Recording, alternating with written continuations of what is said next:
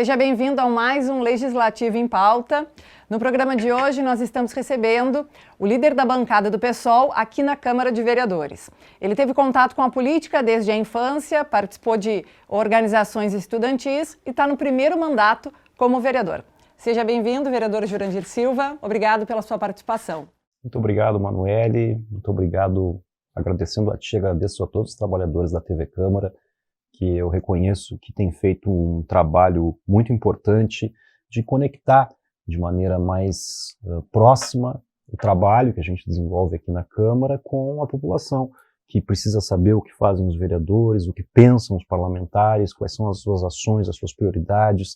Então, acho que é muito importante e agradeço muito a oportunidade de estar aqui. Vereador, para a gente começar o nosso papo, né, vamos falar um pouquinho das suas raízes, né, família, que é onde, né, o seu primeiro contato com a política começou, né? Vamos conhecer um pouquinho do Jurandir. Certo. Eu tenho 39 anos, né, e tenho uma relação, e aponto isso como um privilégio da minha oportunidade de viver. Eu tive contato com a atividade política já desde muito cedo, porque o meu pai era um militante político, ele era militante do Partido Comunista Brasileiro, era professor. Então, eu tenho ali já em casa um primeiro contato, uma primeira relação, uma primeira compreensão. E ali eu já consigo identificar o quão importante a política é nas nossas vidas. Não só a política, o momento da eleição, mas todos os dias e todas as decisões políticas que são tomadas cotidianamente. A política interfere diretamente nas nossas vidas. E ao mesmo tempo que tenho essa compreensão no princípio da minha vida, também tenho uma influência à esquerda, ou seja, de identificar e de compreender que a política é importante e que ela, em regra, a política responde aos interesses daqueles que controlam a economia. Então esse é um processo já cedo assim, na minha vida e evidentemente que não só a política eleitoral, mas acompanho a política desde muito cedo. E isso automaticamente, vereador, acabou levando o senhor para caminhos, vamos dizer assim, de DCE. O senhor, né, participou dentro da Universidade Federal, Grêmio Estudantil, o senhor sempre foi muito atuante, assim, né? Sim, eu primeiro tentei formar um Grêmio Estudantil ainda quando eu estava no ensino fundamental, na época a gente chamava primeiro grau, né?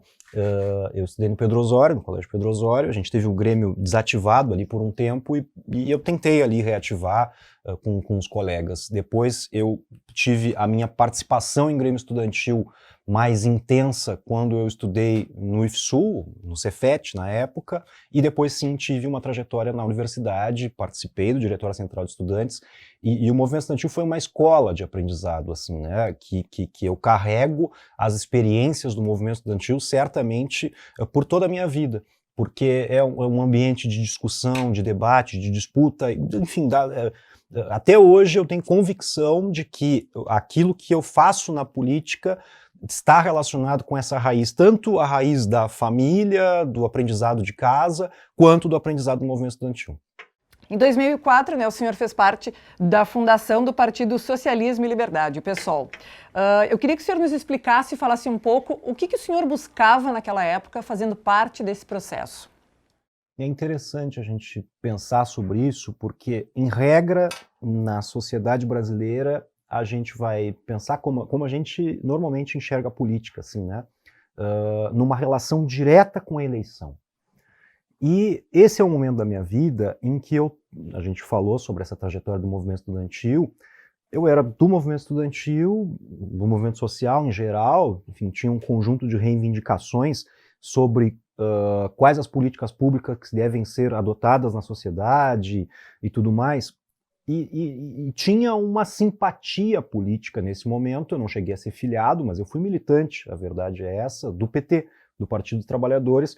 E o processo de fundação do PSOL, ele combina ali os primeiros anos daquilo que foi o primeiro governo do PT, que foi o governo do Lula a partir de 2003. Nós éramos apoiadores da chapa do Lula com José de Alencar, vencemos as eleições e tínhamos uma expectativa e fazíamos uma cobrança de que as mudanças profundas que nós entendíamos que eram necessárias no Brasil passassem a ser implementadas a partir de 2003. Era essa a nossa expectativa e era a expectativa de uma parcela importante do povo brasileiro que elegeu aquele governo.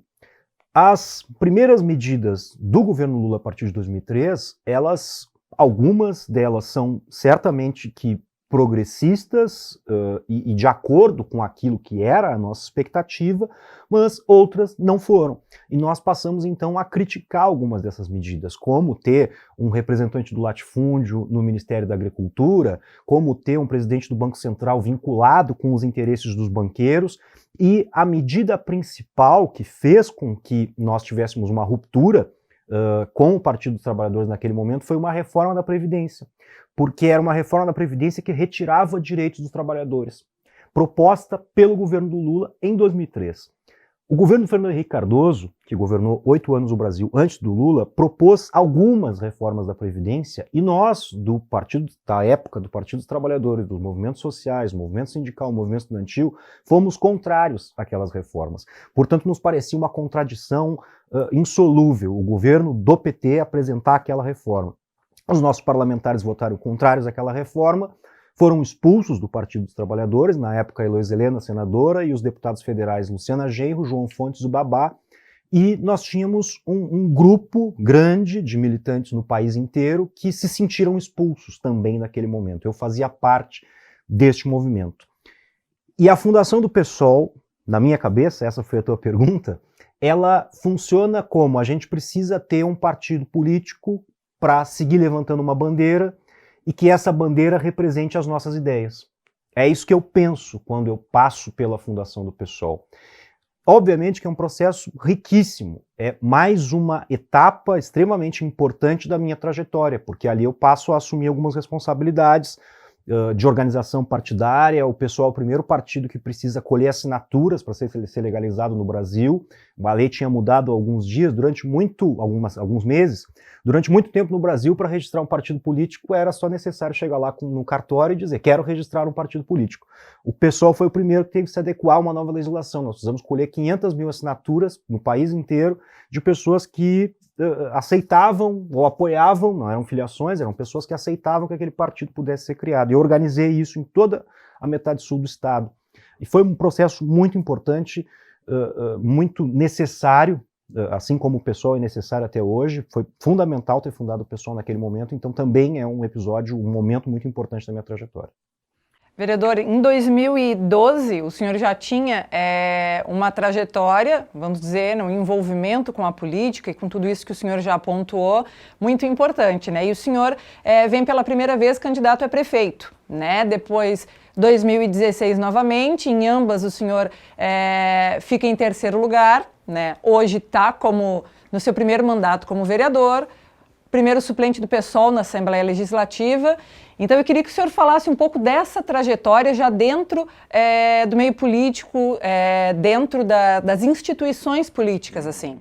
Sim, é interessante, eu gosto de lembrar disso, porque se tem uma mensagem que eu gosto de passar para as pessoas sempre, e quem acompanha aquilo que eu falo, quem acompanha a nossa trajetória, a minha e do meu grupo político, digamos assim, é que a gente precisa pensar na política e fazer política independentemente de processos eleitorais.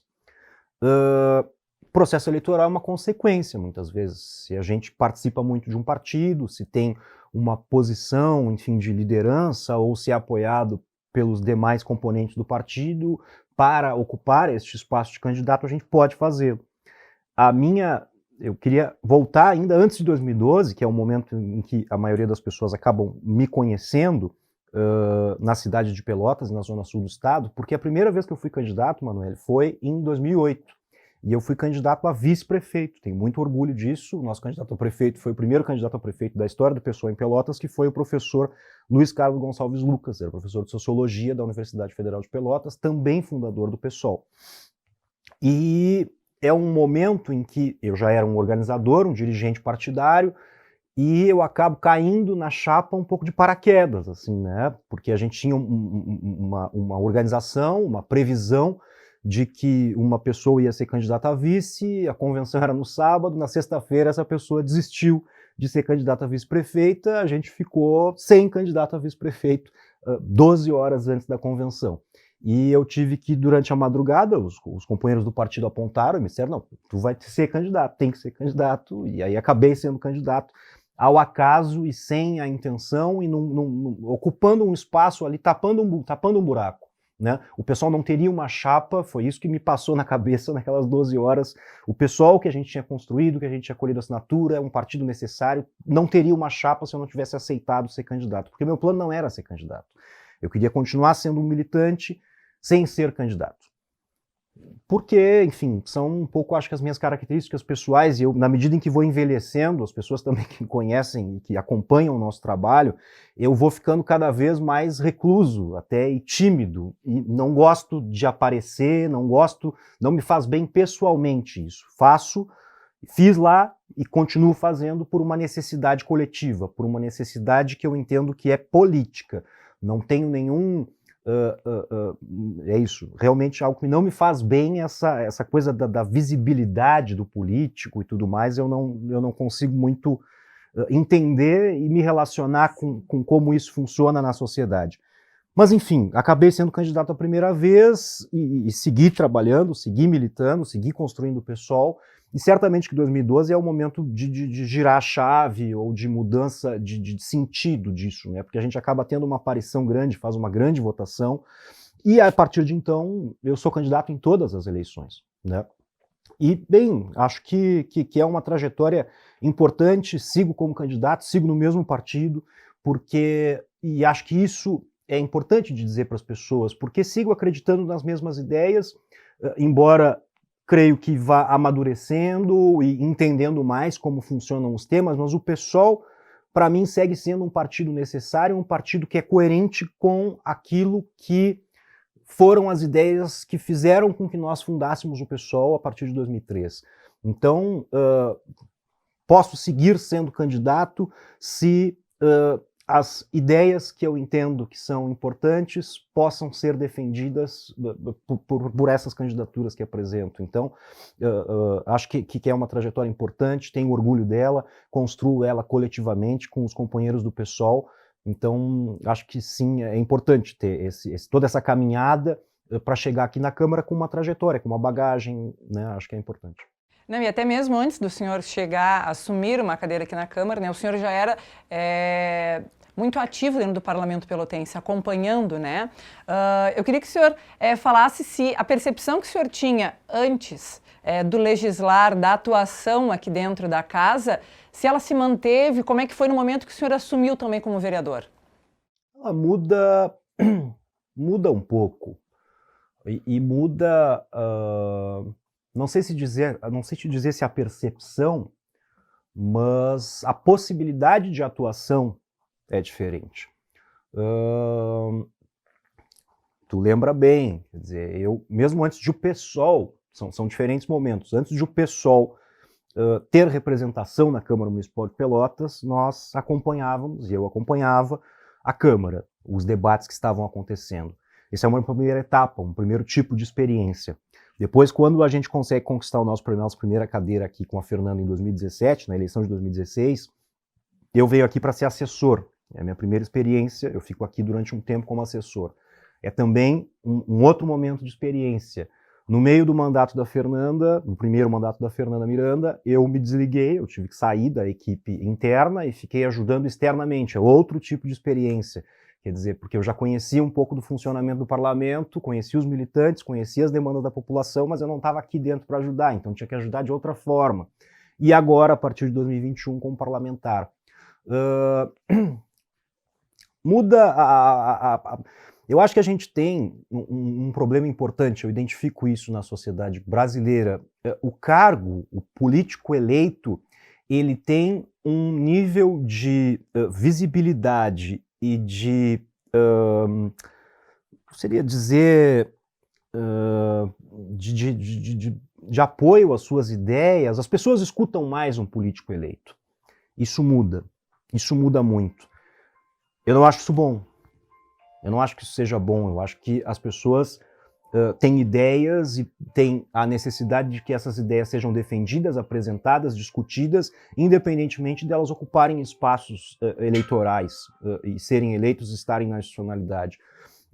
Eu, às vezes, me surpreende, às vezes me incomoda, inclusive um pouco, quando eu digo algo estando vereador e as pessoas ouvem, só que há 2 anos eu dizia exatamente a mesma coisa e as pessoas não ouviam porque eu não era vereador, né? Acho que a gente precisa refletir todo mundo junto sobre isso, né? E, bem, acho que a maior mudança, sendo vereador e não assessor, ou alguém que vem aqui acompanhar as sessões, é que eu tenho a possibilidade de eu mesmo verbalizar aquilo que são as ideias que eu defendo, que eu discuto com as pessoas, porque é diferente essa questão, né?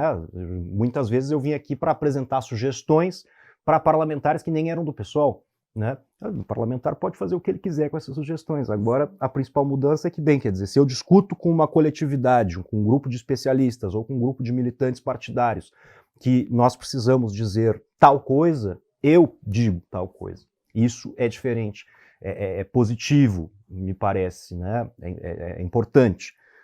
E tem aspectos que eu considero que são, sei lá, talvez negativos, e um pouco explorei isso aqui, né? Não lido tão bem com essa questão da visibilidade, assim, da coisa de se esperar um determinado comportamento, uma determinada vestimenta, um determinado penteado de cabelo. Acho que isso não tem nada a ver com aquilo que é a nossa atividade. Eu acho que as pessoas devem nos cobrar, os políticos, com todo o direito que têm, de ter ideias, de trabalhar, de defender questões que são importantes para a coletividade e não aspectos que são, enfim, alegóricos da política. Vereador, o senhor é integrante do PSOL e faz parte do grupo de oposição aqui na casa, né? Eu acho importante, até queria pedir que o senhor explicasse para quem está nos assistindo a atuação de um parlamentar da oposição. Porque às vezes as pessoas, por falta de entendimento ou de acompanhar, têm aquela visão um pouco que é o político que tenta simplesmente travar, bloquear ou atrapalhar, vamos dizer assim, um processo que está sendo desenvolvido de governo. E na verdade não é, né? Então eu queria que o senhor falasse um pouco isso, dessa atuação como um vereador de esquerda, de oposição, vamos dizer assim. Certo, acho que é bem importante a gente conversar sobre isso com as pessoas, porque, primeiro, afirmar que se pode fazer oposição de diferentes formas. E se a gente acompanhar a política municipal, estadual, nacional, até internacional, a gente vai ver que há quem faça oposição de diferentes formas. Existe um tipo de oposição que é quase que torcer para que as coisas estejam ruins, para que a vida do povo piore, para que numa próxima eleição o meu candidato seja eleito. É um tipo de oposição que eu não faço. Nunca fiz na minha vida e não acho que seja o mais adequado. É óbvio que quando, veja bem, a prefeita Paula defende um conjunto de ideias, faz parte de um partido e tem um programa que definitivamente não é o programa que nós do PSOL apoiamos. Então, para muitos assuntos, naturalmente, quando chega um projeto de lei para a gente avaliar aqui na Câmara, eu já tenho uma posição contrária, porque vem de uma trajetória, de um programa político que é contrário às nossas ideias, né?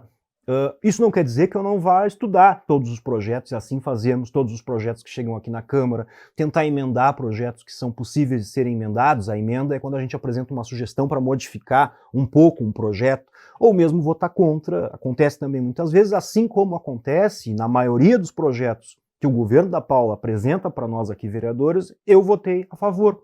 Porque entendo que, bem, quer dizer, se a gente concorda com determinada ideia que está apresentada pelo governo, a gente pode sim votar a favor, não tem nenhum problema nisso.